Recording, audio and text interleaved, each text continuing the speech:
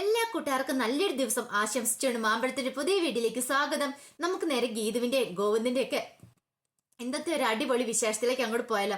ഇന്നത്തെ വിശേഷത്തിൽ കാണിച്ചിരിക്കുന്ന കള്ള് കുടിച്ച് തലയ്ക്ക് പിടിച്ച ആകെപ്പാടെ പാട്ടും കൂത്തും മേളമൊക്കെ ആയിട്ട് മഹേഷും ഗോവിന്ദനും രഞ്ജും കൂടെ ആടി തിമിർക്കുവാണ് കിടന്നിട്ട്. ഇതൊക്കെ കണ്ടു കഴിഞ്ഞിട്ട് ഗീതുവിന് സഹിച്ചില്ല. ഗീതു പറഞ്ഞു, ദൈവമേ ഇത് എവിടെ ചെന്ന് അവസാനിക്കുന്നോർത്ത് ഇങ്ങനെ നിൽക്കുകയാണ്. പെട്ടെന്ന് രേഖ പറഞ്ഞു, ഇതിങ്ങനെ വിട്ടാൽ പറ്റില്ല കേട്ടോ, നോക്കിക്കേ ഇതാകപ്പാടെ പ്രശ്നമാവുന്നാ തോന്നുന്നേ. അവള് കൂടുതൽ ഗോവിന്ദേട്ടനോട് അടുത്തോണ്ടിരിക്കുക. അത് ഗീതു നിനക്ക് പാരയായിട്ട് വരുമെന്ന് പറയണം. അതൊരു കാരണവശാലും നടക്കില്ല. ഒരു പക്ഷെ ഇപ്പോൾ അവൾ ഡാൻസ് കളിക്കാൻ തുടങ്ങിയിട്ടുണ്ട്, നിന്നെ ചിലപ്പോൾ വെല്ലുവിളിക്കായിരിക്കും ഡാൻസ് കളിക്കാനായിട്ട് എന്ന് പറയണം. ഗീതു പെട്ടെന്ന് അങ്ങോട്ട് ഇറങ്ങി ചെല്ലുവാണ്. ഇറങ്ങി ചെന്നിട്ട് ഗോവിന്ദനെ പിടിച്ച് മാറ്റാൻ ശ്രമിക്കുന്നത്. ഇതെന്താ ഗോവിന്ദേട്ടാ, AG ഗ്രൂപ്പ് ചെയർമാനാണ് ഇങ്ങനെ കാണിച്ചോണ്ടിരിക്കുന്നത്, അയാൾക്ക് ചേരുന്ന പടിയാണ് ഇതൊക്കെ ചോദിക്കണം. പിന്നെ ഡാൻസ് കളിക്കുന്ന സമയത്തല്ലേ, ഇച്ചിരി മദ്യം കുടിച്ച് ഡാൻസ് കളിക്കുമ്പോഴാണോ AG ഗ്രൂപ്പ് ചെയർമാനോ, ഒന്ന് പൊക്കെ നീ അവിടെ നിന്ന് പറയാണ്. ഈ സമയത്ത് രഞ്ജു എന്ത് ചെയ്യാണ്, ഗോവിന്ദന്റെ അടുത്തേക്ക് വന്ന് ഗോവിന്ദന്റെ കയ്യെ പിടിച്ച് ഡാൻസ് കളിക്കുന്നുണ്ട്. ഗീതുവിന് ഇഷ്ടപ്പെടുവോ? ഗീതു എന്ത് ചെയ്യുക, ആ കയ്യാലൊക്കെ പതുക്കെ തട്ടി മാറ്റി രഞ്ജുവിനെ പതുക്കെ മാറ്റി മാറ്റി വിടുവാണ്, ഗോവിന്ദനെ അപ്പുറത്തേക്കും രഞ്ജുവിന് ഇപ്പുറത്തേക്കും ആയിട്ട്. ഈ സമയത്ത് കാഞ്ചന അവിടെ വന്നിട്ടുണ്ടായിരുന്നു. കാഞ്ചനയ്ക്ക് കള്ളും കൂടെ ഇരിക്കുന്നതായിട്ട് സഹിച്ചില്ല. കാഞ്ചന കിട്ടിയ തക്കത്തിന് കയറിട്ട് എന്ത് ചെയ്യണം, ആ കള്ളും കൊടുത്ത് കുറേശ്ശെ മദ്യം കള്ളെടുത്ത് കുടിച്ചുകൊണ്ടിരിക്കുവായിരുന്നു. അങ്ങനെ ആ കുടം അങ്ങോട്ട് കാലിയാക്കി ഒരു 5-6 ഗ്ലാസ് അകത്ത് ചെന്നപ്പോ തന്നെ കാഞ്ചന നല്ല ഫിറ്റായി. കാഞ്ചന ആടി ആടി അവിടെ പോയി അങ്ങോട്ട് ഇരിക്കുകയാണ്. ഈ സമയത്ത് രാധികാമ്മ ഒച്ചപ്പാടും ബഹളമൊക്കെ ഇട്ട് രാധികാമ്മ അങ്ങോട്ട് ഇറങ്ങി വരുവാണ്. രാധികാമ്മ കണ്ടു ഈ ഡാൻസും പാട്ടൊക്കെ, ഇവിടെ എന്താ ഈ നടന്നുകൊണ്ടിരിക്കുന്നത്, എന്റെ ഭഗവാനെ. ആ സമയത്ത് കാഞ്ചന പറഞ്ഞു, രാധിക മമ്മി കള്ളു വേണം, നല്ല സൂപ്പറാ, ഇച്ചിരി അങ്ങ് ടേസ്റ്റ് ചെയ്ത് നോക്കിക്കോളാം പറയണം. ഞാൻ പറഞ്ഞുണ്ടല്ലോ കാഞ്ചന എന്ന് പറഞ്ഞിട്ട് രാധിക പറഞ്ഞു, ഇതൊന്നും കണ്ടുകൊണ്ടിരിക്കുക എനിക്ക് പറ്റില്ല എന്നും പറഞ്ഞങ്ങോട്ട് കയറിപ്പോകാൻ തുടങ്ങുമായിരുന്നു. ഈ സമയത്ത് രഞ്ജുവിന്റെ അടുത്തേക്ക് ഗീതു അങ്ങോട്ട് ചെല്ലുന്നേ. ഗീതു എന്നിട്ട് രഞ്ജുനോട്, ബാ രഞ്ജു മതി എന്ന് പറഞ്ഞിട്ട് പിടിക്കുവാണ്. വേണ്ട ഗീതു, എനിക്ക് നിന്നോട് കുറച്ച് കാര്യങ്ങളൊക്കെ പറയാനെന്ന് പറയാം. കാര്യങ്ങൾ പറയാനാ എന്ന് പറഞ്ഞോണ്ട് ഗീതുവിനെ അങ്ങോട്ട് കെട്ടിപ്പിടിക്കുകയാണ്. എന്നോട് ക്ഷമിക്ക് ഗീതു, എൻ്റെ അറിവില്ലായ്മ കൊണ്ട് ഞാൻ നിന്നെ ഒത്തിരി ദ്രോഹിച്ചിട്ടുണ്ടെന്ന് പറയാം. ദ്രോഹിച്ചിട്ടോടെ എന്താ, എനിക്ക് നിന്നോട് സത്യങ്ങളൊക്കെ തുറന്ന് പറയണമെന്ന് പറയണം. രാധികാമ്മ കയറിപ്പോകാൻ തുടങ്ങുമായിരുന്നു. പെട്ടെന്ന് രാധികാമ്മ അങ്ങോട്ട് നിന്നു. അല്ല, ഞാൻ ആരാന്നുള്ള സത്യം നിനക്ക് അറിയണ്ടേന്ന് ചോദിക്കുവാണ്. പോയ രാധികാമ്മ അതേ സ്പീഡിൽ തന്നെ തിരിച്ചിറങ്ങുവാണ്. അല്ല നീ ആരാന്ന് ചോദിക്കണം. അതൊക്കെ ഞാൻ പറയാം, എനിക്ക് ഇനി ഇത് മറച്ചു വെക്കാൻ പറ്റില്ല. ആരോടെങ്കിലും പറഞ്ഞില്ലെങ്കിൽ എൻ്റെ ചങ്ക് പൊട്ടിപ്പോയി ഞാൻ മരിച്ചു പോകുമെന്ന് പറയണം. പെട്ടെന്ന് ഗോവിന്ദൻ വന്നിട്ടുണ്ട്, നീ എന്തൊക്കെ വിട്ടിത്തരങ്ങളെ രഞ്ജു വിളിച്ചു പറഞ്ഞേ, ദേ കള്ള് കുടിച്ചുകൊണ്ട് വയറ്റി കിടക്കണമെന്ന് പറയണം. ഗോവിന്ദേട്ടാ, ഞാൻ ആ സത്യങ്ങളൊക്കെ തുറന്നു പറഞ്ഞോട്ടെ, എനിക്കത് പറയാതിരിക്കാൻ പറ്റില്ല എന്ന് പറയണം. ഗീതിന് മനസ്സിലായി, ഇവിടെ നിന്ന് ഇവൾ എന്തെങ്കിലുമൊക്കെ വിളിച്ചു പറഞ്ഞ് ശരിയാകത്തില്ല. രാധികാമ്മ ഇങ്ങനെ ചെവി വട്ടം പിടിച്ച് അങ്ങനെ നിൽക്കുന്നത്, എന്താ പറയണേന്ന് കേൾക്കാനായിട്ട് പതൊക്കെ റൂമിലേക്കുണ്ട്. അതെ ഇവിടെ വെച്ച് പറയണ്ട, അതൊക്കെ നമുക്ക് അകത്ത് എന്നിട്ട് പറയാന്ന് പറയണം. വാന്ന് പറഞ്ഞ് കൂട്ടിക്കൊണ്ട് പോവാ. പെട്ടെന്ന് ഗോവിന്ദൻ പറഞ്ഞു, വേണ്ട അങ്ങനെ കൂട്ടിക്കൊണ്ട് പോകണ്ട, ഞാൻ കൊണ്ടോക്കോളാം എന്നറിയാം. ദേ കണ്ണേട്ടന് പോലും നിലത്ത് നിൽക്കാൻ പറ്റാത്ത പാങ്ങ, കണ്ണേട്ടൻ കൊണ്ടോണ്ട, എനിക്ക് കൊണ്ടാവാനറിയാം, ഞാൻ കൊണ്ടോക്കോളാന്ന് പറഞ്ഞ് രഞ്ജുവിനെ പതുക്കെ കൂട്ടിക്കൊണ്ട് അങ്ങോട്ട് പോവാണ്. മുറിയിലേക്ക് കൊണ്ടാ. അവിടെ ചെന്ന് കഴിയുമ്പോൾ എന്തൊക്കെ സത്യങ്ങൾ വിളിച്ചു പറയാമെന്ന് അറിയില്ലോ. അങ്ങനെ പതുക്കെ രഞ്ജുവിനെ കൂട്ടി മുറിയിലേക്ക് അങ്ങോട്ട് പോവാണ്. മുറിയിൽ കൊണ്ട് ഒരു വിധത്തിൽ അവിടെ കൊണ്ട് അങ്ങോട്ട് ഇരുത്തുവാണ്. രഞ്ജുവിനോട് എന്താ പറയാനുള്ളത്, എന്ത് സത്യങ്ങളാണ് തുറന്നു പറഞ്ഞു എന്ന് പറയാണ്. അതെ ഞാൻ പറയുന്ന സത്യം കേട്ട് ഗീത് ഞെട്ടലെന്ന് പറയണം. എന്താണെങ്കിലും പറഞ്ഞു, ഞാൻ ഞെട്ടത്തൊന്നുമില്ല, അത് ഞാനും ഗോവിന്ദേട്ടനുമായിട്ടുള്ള രഹസ്യമാണ്, ഇനിയിപ്പോൾ എന്ത് ബന്ധമാണെങ്കിലും പറഞ്ഞു എന്ന് പറയണം. അതെ ആ ഒരു ബന്ധത്തിന്റെ കഥ തന്നെ എനിക്ക് പറയാനുള്ളതെന്ന് പറയാം. അപ്പൊ എന്തോ ഒരു വല്ലാത്തൊരു ബന്ധമുണ്ട്, അതാണ് രഞ്ജു ഇങ്ങനെ കള്ളു കുടിച്ച് കഴിഞ്ഞപ്പം സത്യങ്ങളൊക്കെ പുറത്തേക്ക് വരുന്നത്. ഗീതുവിന് അറിയേണ്ട എന്താ, ഞാനും ഗോവിന്ദേട്ടൻ തമ്മിലുള്ള ബന്ധമല്ലേ, ഇത് തന്നെ ഒരു 5-6 തവണ ഇങ്ങനെ റിപ്പീറ്റ് ചെയ്തുകൊണ്ടിരിക്കുകയാണ്. ഈ സമയത്ത് ഗോവിന്ദൻ അങ്ങോട്ട് വരുന്നേ. ഗോവിന്ദൻ, ദൈവമേ ഇവളെല്ലാം പറഞ്ഞോ, തകർന്നു തോന്നി, ഇന്നത്തോടു കൂടി എല്ലാ കാര്യത്തിനും ഒരു തീരുമാനമായി. രഞ്ജു പറഞ്ഞു, ഇപ്പം ഞാൻ പറയാം, ഞാനും ഗോവിന്ദേട്ടനുള്ള ബന്ധം എന്ന് പറഞ്ഞുവെന്നും രഞ്ജു എന്നുള്ള ഒറ്റ വിളിയായിരുന്നു ഗോവിന്ദന്റെ. ആ ഒരൊറ്റ വിളിയില് രഞ്ജുവും ഗീതും ഞടുങ്ങിത്തെരിഞ്ഞ് നോക്കും ഗോവിന്ദൻ. നീ എന്തൊക്കെ വിട്ടുതരാ ഈ രഞ്ജു പറയാൻ വരുന്നിരിക്കണം. അല്ല ഗോവിന്ദേട്ടാ, എനിക്ക് സത്യങ്ങൾ പറയണം, എനിക്ക് സത്യങ്ങൾ പറയാതെ ഉറങ്ങാൻ പറ്റില്ല, എനിക്ക് ഗീതുവിനോട് പറഞ്ഞേ പറ്റുള്ളൂ എന്ന് പറയാം. ദേ ഗീതു, ഇവളിങ്ങനെ പൊട്ടത്തരങ്ങളൊക്കെ വിളിച്ചു പറയും, ഈ കള്ളു കുടിച്ചു കഴിഞ്ഞപ്പോ ഇനി ഒരു ബോധമില്ല, അവള് പറയുന്ന സത്യങ്ങളൊന്നും കേട്ട് നീ വിശ്വസിക്കില്ലെന്ന് പറയണം.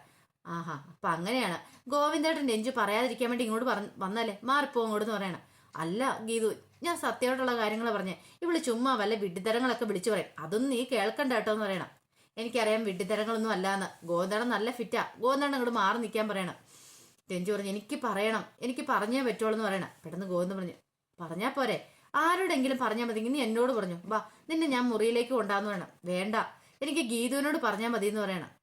ദേ വെറുതെ അലമ്പാക്കല് കള്ളു കുടിച്ചിട്ട് ഇങ്ങോട്ട് വന്നേ, നീ എന്തേലും പൊട്ടത്തരമൊക്കെ വിളിച്ചു പറയാൻ പോന്നെ, നിനക്കോ നല്ല ബോധമില്ലെന്ന് പറയണം. അങ്ങനെ പതുക്കെ ഗോവിന്ദൻ അങ്ങോട്ട് കൂട്ടിക്കൊണ്ട് പോവാണ്. ഈ സമയത്ത് ഗീതുവിന് മനസ്സിലായി എന്തോ ഒരു കാര്യമുണ്ട്. ആ തന്നോട് പറയാതിരിക്കാൻ വേണ്ടി കണ്ണേട്ടൻ മനഃപൂർവ്വം രഞ്ജുവിനെ പിടിച്ചോണ്ട് പോയേക്കുന്ന. എൻ്റെ അടുത്താ കളി, ആരാന്നുള്ള സത്യം ഞാൻ അറിയിക്കും. ഈ ഗീതുവിനോട് കളിച്ചാൽ എന്താന്ന് ഞാൻ കാണിച്ചു കൊടുക്കുന്നു രണ്ടുപേരെ എന്നും പറഞ്ഞ് ഗീതു ഇരിക്കുകയാണ്. പിന്നീട് കാണിക്കുന്നത് പിറ്റേ ദിവസം രാവിലെ ഗോവിന്ദൻ എഴുന്നേൽക്കുവാണ്. എഴുന്നേറ്റ് കഴിയുമ്പോഴത്തേനും ഗീതു അങ്ങോട്ട് വരികയാണ്. ഗോവിന്ദൻ എഴുന്നേറ്റിട്ടുണ്ടെങ്കിൽ ഇതിപ്പം ഗീതു ഇന്നലെ എന്തായിരുന്നു ചോദിക്കുകയാണ്. എനിക്ക് മനസ്സിലായി, എൻ്റെ അടുത്ത് നല്ല ഒളിപ്പിച്ചു വെച്ചേക്കുമായിരുന്നില്ലേ ആ രഞ്ജുവിനെ കുറിച്ചുള്ള സത്യം എന്ന് പറയണം. എൻ്റെ ഭഗവാനെ, ഇവള് വല്ലതും അറിഞ്ഞോ? അല്ല എത്രയാളും ഞാനത് കണ്ടുപിടിക്കും. അവളത് പറയാൻ തുടങ്ങിയപ്പം മനഃപൂർവ്വം എൻ്റെ അടുത്ത് നിന്ന് അവൾ ഒഴിവാക്കിക്കൊണ്ട് പോയതല്ലേ ഗോവിന്ദേട്ടൻ ചെയ്തേന്ന് ചോദിക്കണം. അല്ല നിനക്കതെങ്ങനെ മനസ്സിലായി? പിന്നെ അത് മനസ്സിലാക്കാതിരിക്കാനുള്ള ബുദ്ധിയൊന്നും എനിക്കില്ലെന്നായിരിക്കും നിങ്ങളുടെ വിചാരം. എനിക്ക് അതിനുള്ള ബുദ്ധിയൊക്കെ ഉണ്ടെന്ന് പറയാണ്. പെട്ടെന്ന് ഗോവിന്ദൻ പറഞ്ഞു, അല്ല ഗീതു അത് പിന്നെ ഞാൻ ഇനി ഗോവിന്ദേട്ടൻ കിടന്ന് ഉരുളണ്ട, എനിക്ക് കാര്യങ്ങളൊക്കെ മനസ്സിലായെന്ന് പറയാം. നിനക്കിപ്പോൾ എന്തറിയണം? അവളെക്കുറിച്ചുള്ള സത്യം അറിയണം, അതല്ലേ? ആ സത്യം ഞാൻ ഇങ്ങോട്ട് പറയാമെന്ന് പറയാം. ശരി പറഞ്ഞു, ഞാൻ കേൾക്കട്ടെ. ഗീതു ഇങ്ങനെ കാത് കുറിച്ച് ആകാംക്ഷയോടെ ഇരിക്കുക. അവളും ഞാനുമായിട്ടുള്ള ബന്ധം എന്ന് പറഞ്ഞിട്ടുണ്ടെങ്കിൽ ഒരു അഡ്വഞ്ചർ ട്രിപ്പ് പോയതോട് കൂടിയാന്ന് പറയണേ. അഡ്വഞ്ചർ ട്രിപ്പോ? എവിടെ? എന്ന്? ഇതൊന്നും ഞാൻ അറിഞ്ഞില്ലോ എന്ന് പറയണേ. ഓ, അഡ്വഞ്ചർ ട്രിപ്പ് ഒറ്റയ്ക്കാണോ പോയത്? ഒറ്റയ്ക്കാണോ പോയത്? ഞാനും അവളും കൂടെ കൂടിയിട്ടാ പോയെന്ന് പറയണ. എന്നിട്ടോ ഞങ്ങൾ അങ്ങനെ അങ്ങനെ പോവാണ്. ഈ താമരശ്ശേരി ചുരന്ന് കേട്ടിട്ടുണ്ടോ? താമരശ്ശേരി ചുരം ഇറങ്ങി പോകുന്ന സമയത്താണ് പെട്ടെന്ന് വണ്ടിയുടെ നമ്മുടെ വീലുണ്ടല്ലോ, വീല് മുറുക്കുന്ന ആണി അങ്ങോട്ട് പോയിന്ന്. ആണിയോ? ആണി എവിടെയാ ഉള്ളത്? നട്ടും ബോൾട്ടും. ആ ശരി, ആ നട്ടും ബോൾട്ടും അതങ്ങോട്ട് ഊരിപ്പോവാന്ന് പറയണേ. എന്നിട്ട് എന്ത് ചെയ്യാനാ? വണ്ടിക്ക് ബ്രേക്കും കിട്ടുന്നുണ്ടായിരുന്നില്ല. അങ്ങനെ വീലാണെങ്കിൽ ഊരി താഴെ പോറായിരുന്ന സമയത്ത് പെട്ടെന്ന് രഞ്ജു ഇറങ്ങിയിട്ട് ഈ അണിവിരലുണ്ടല്ലോ, അണിവിരൽ ആ ആണി ഇരുന്ന സ്ഥാനത്തേക്ക് അങ്ങോട്ട് വെക്കുവാന്ന് പറയാണ്. ഇതിങ്ങനെ പറഞ്ഞിട്ട് ഗോവിന്ദ് കണ്ണടച്ച് ഇങ്ങനെ നോക്കുവാണ് ഗീതു വിശ്വസിക്കുന്നുണ്ടോന്ന്. ഇവള് വിശ്വസിച്ചിട്ടുണ്ട്. പെട്ടെന്ന് ഗോവിന്ദനെ ഈ നോട്ടം കണ്ടപ്പോൾ തന്നെ ഗീതിന് കാര്യം മനസ്സിലായി. ഗീത പറഞ്ഞു, ഓഹോ ബാക്കി എന്നിട്ട്? ബാക്കി എന്ന് പറഞ്ഞാൽ എനിക്ക് മനസ്സിലായി, ഇത് രാമായണത്തിലുള്ള മറ്റേ കഥയല്ലേ? അതെനിക്കിട്ട് പണി തരാമെന്ന് വെച്ച് പറഞ്ഞല്ലേ? അപ്പൊ എന്നെ പറ്റിക്കാൻ നോക്കിയതല്ലേന്ന് ചോദിക്കുകയാണ്. എൻ്റെ മന്ദബുദ്ധിയായി എൻ്റെ ഭാര്യയെ നിന്നെയല്ലേ എനിക്ക് പറ്റിക്കാൻ പറ്റുള്ളൂ. ഞാൻ എന്ത് പറഞ്ഞാലും നീ വിശ്വസിക്കുമെന്ന് എനിക്ക് നന്നായിട്ട് അറിയാം. അതുകൊണ്ടല്ലേ ഞാൻ ഈ കഥ പറഞ്ഞെന്ന് ചോദിക്കും. നിങ്ങളെ ഉണ്ടല്ലോ എന്ന് പറഞ്ഞിട്ട് ഗീത എന്ത് ചെയ്യാണ്? കുറെ അടിയിടിയൊക്കെ ഗോവിന്ദനിട്ട് കൊടുക്കുകയാണ്. പക്ഷേ ഗോവിന്ദന് നല്ല മസിലായതുകൊണ്ട് ഗീതന്റെ കൈ വേദനിച്ചല്ലാതെ വേറൊന്നും സംഭവിച്ചില്ല. അവസാനം ഗീതന് ദേഷ്യം വന്നിട്ട് ഗീത 2 കടി അങ്ങോട്ട് കൊടുക്കണം കൈക്കിട്ട്. അതങ്ങോട്ട് ഏറ്റു. ഗോവിന്ദ അവൾ കിടന്ന് അയ്യോ പൊത്തോന്ന് പറഞ്ഞ് കിടന്ന് കരയുവാണ്.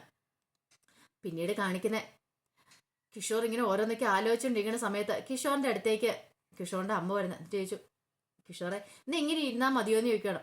പിന്നെ എന്ത് ചെയ്യണമെന്ന് ഞാൻ പറയുന്നത്? 2-3 ദിവസമായി ഞാൻ ഇതിനെ കേട്ടോണ്ടിരിക്കുന്നത്. അല്ല ഇവള് മാത്രമാണ് പ്രഗ്നന്റ് ആയിട്ടേക്കുന്നത്. ലോക്ക് ഈ പറച്ചിലൊക്കെ കേട്ട് തോന്നും ലോകത്തിൽ ആദ്യമായിട്ട് പ്രഗ്നന്റ് ആവുന്നവളാ എൻ്റെ ഭാര്യയെന്ന്. അതങ്ങനെയല്ലല്ലോ. ഈ കുടുംബത്തിൽ ആദ്യമായിട്ട് കുഞ്ഞുണ്ടാകാൻ പോകണല്ലേന്ന് ചോദിക്കും. അതിനിപ്പോൾ എന്താ പ്രത്യേകത എന്ന് ചോദിക്കുവാണ്. അങ്ങനെ അമ്മയോട് ദേഷ്യപ്പെട്ടുകൊണ്ടിരിക്കുവായിരുന്നു. ഈ സമയം കിഷോറിന്റെ അമ്മ പറഞ്ഞു, മോനെ അതല്ല, അവൾക്ക് ഈ സമയത്ത് സന്തോഷവും കൊടുക്കുന്ന സമയം. പ്രഗ്നന്റ് ആയിട്ടിരിക്കുന്ന ഒരു സ്ത്രീക്ക് ഏറ്റവും ആവശ്യം എന്ന് പറഞ്ഞിട്ടുണ്ടെങ്കിൽ അവളുടെ മനസ്സിന് സന്തോഷം എന്ന് പറയണം. നീയായിട്ട് അത് ഇല്ലാതാക്കരുതെന്ന് പറയാ.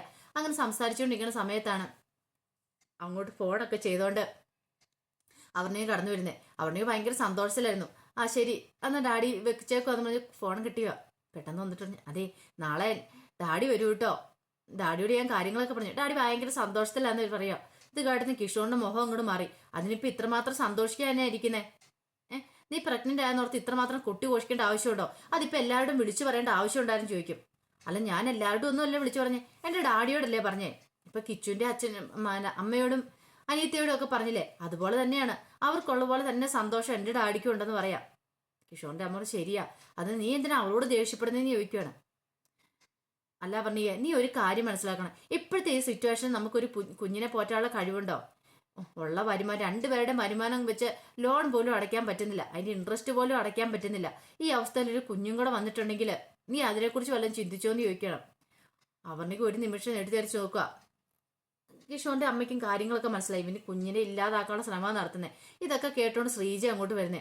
അവറിന് ചോദിച്ചു, കിച്ചു എന്നാ ഉദ്ദേശിക്കുന്നേ? ഈ കുഞ്ഞിനെ ഇല്ലാതാക്കാനാണെന്ന് ചോദിക്കുക. അല്ല അത് ഞാൻ പറഞ്ഞതാ, ഒരു കുഞ്ഞിനെ നോക്കാനൊന്നും ഇപ്പൊ പറ്റുമെന്ന് എനിക്ക് തോന്നുന്നില്ല എന്ന് പറയണം. കിച്ചു നീ എന്തൊക്കെ പറഞ്ഞാലും ശരി, ഞാൻ ഈ കുഞ്ഞിനെ കളയാൻ പോകുന്നില്ല. നിനക്ക് അങ്ങനെ എന്തെങ്കിലും ആഗ്രഹം ഉണ്ടെങ്കിൽ നീ അത് മനസ്സിൽ നിന്ന് കളഞ്ഞേരെ. അല്ലെങ്കിൽ നിനക്ക് ഇത് പറയാൻ എന്താ യോഗ്യത ഉള്ളേ? കുഞ്ഞുങ്ങളില്ലാത്ത എത്രയോ ആൾക്കാരുണ്ട്.